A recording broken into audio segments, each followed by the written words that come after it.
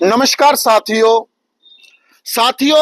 ये काली स्कॉर्पियो है, गाड़ी है, मशीनरी है और ये वैसे ही चलती है जैसे इसको चलाने वाला ड्राइवर चलाता है। मशीनरी चाहे सरकारी तंत्र की हो, मशीनरी चाहे किसी कंपनी की हो, वो वैसे ही चलती है जैसे उसका ऑपरेटर उसको ऑपरेट करता है। और कुछ इसी तरह से चलाया जाता है किसी भी जिला का इंतजामिया। इंतजामिया कहे तो जो इंतजामात होते हैं, जो इंग्लिश में कहूं तो जो पूरा सिस्टम रहता है, उसी तरह चलाया जाता है जिस तरह से ये गाड़ी चलाई जाती है। आपने पिछले दिनों देखा, जिला भर में फर्जी रूप से चल रहे नशा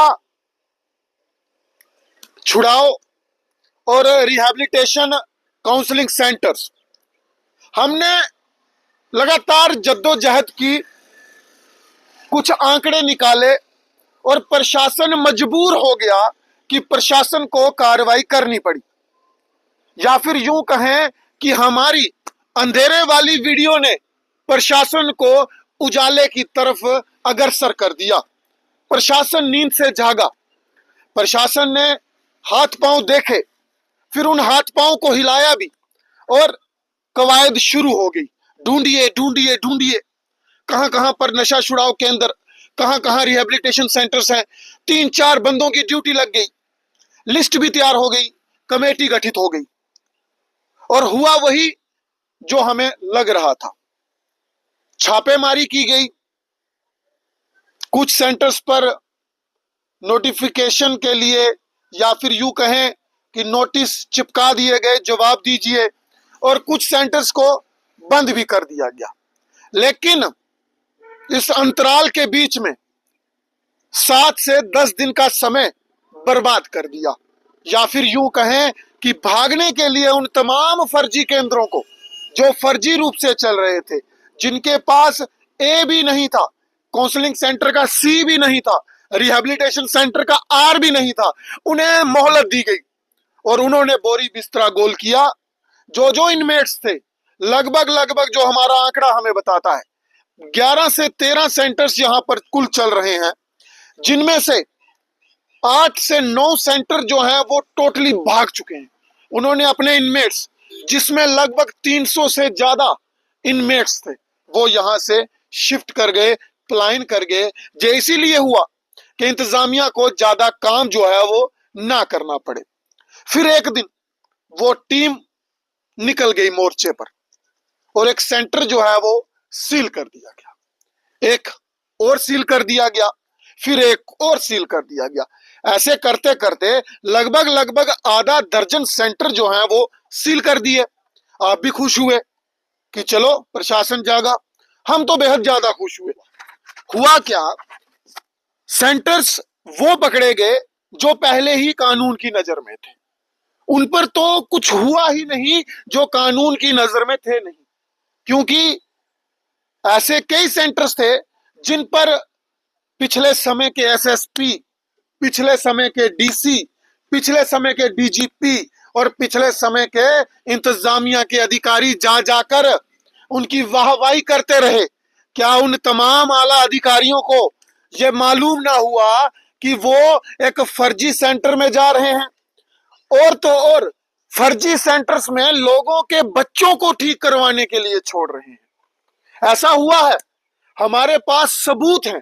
एक फर्जी काउंटर पर, जिसे बंद भी कर दिया गया, वहां पर इंतजामिया के बंदे, पुलिस इंतजामिया के बंदे जा जाकर प्रदर्शनी करवाते रहे कि हम एक बेटर काम कर रहे हैं। सवाल यह नहीं है कि आपने क्या किया क्या नहीं किया, सवाल यह है कि गहरी नींद में, और माफ कीजिएगा, इतना सुस्त कोई कैसे हो सकता है? जो काम आज के जिला प्रशासन ने किया वो काबिले तारीफ, हम उन्हें सलाम सल्यूट करते हैं क्योंकि उन्होंने अच्छा कदम उठाया।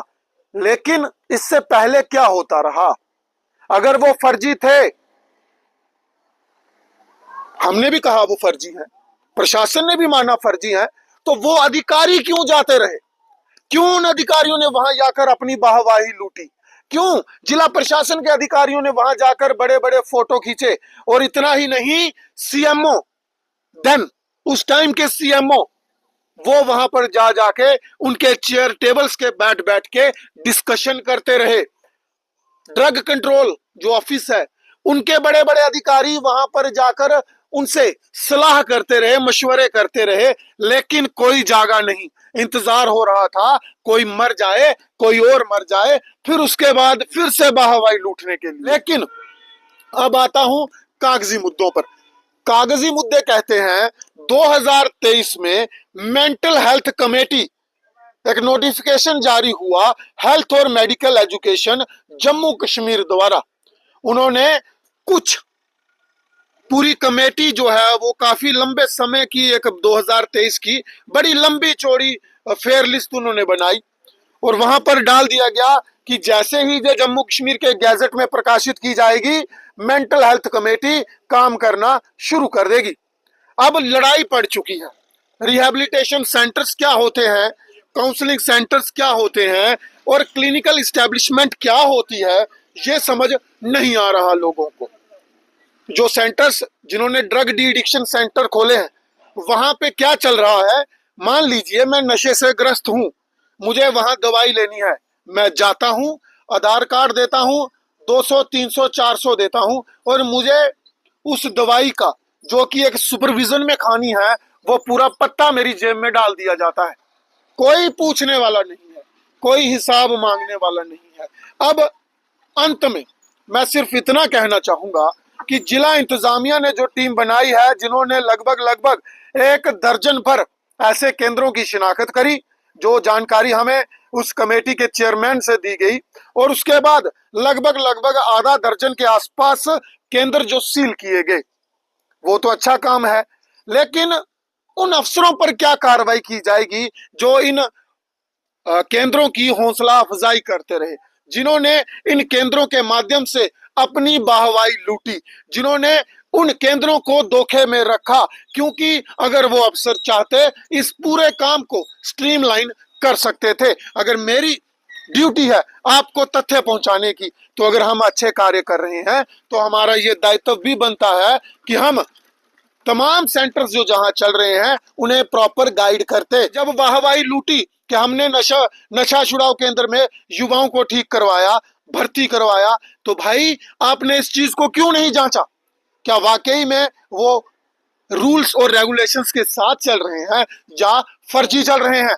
कहीं ना कहीं हवा दी गई, कहीं ना कहीं संरक्षण किया गया, कहीं ना कहीं उनके सिर पर, उनकी पीठ पर हाथ रखा गया। और रखने वाले कौन लोग हैं वो भी जल्द आप तक पहुंचाएंगे। क्योंकि ये दोहरा मापदंड लोगों को गुमराह करने का और अपने आप को वाहवाही लूटने का, मुझे लगता है बहुत गलत है। क्योंकि जिला इंतजामिया, जिला प्रशासन, पुलिस प्रशासन और जो यहाँ का विभाग है, स्वास्थ्य विभाग कह लीजिए, जो अधिकारी हैं जो इन चीजों से वाबस्ता हैं, जुड़े हैं, उनका काम था इन तमाम लोगों को स्ट्रीमलाइन करवाना। लेकिन अपना काम बनता, बाढ़ में जाए जनता, मैंने कुछ नहीं किया, ऐसा यहां पर होता आया। अपने काम निकलवाते रहे और पीठ पर हाथ रखते रहे। आप भी कमेंट करके जरूर बताइए, कठुआ में लगातार हो रहे फर्जी बाड़ों का जिम्मेदार कौन है?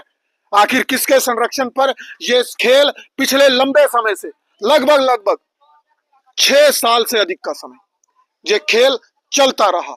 अधिकारी जाते रहे, सेल्फीज, फोटो, अखबारों में फोटो प्रकाशित होते रहे और किसी ने ये ना सोचा कि वाकई में वो लीगल भी है या इलीगल है।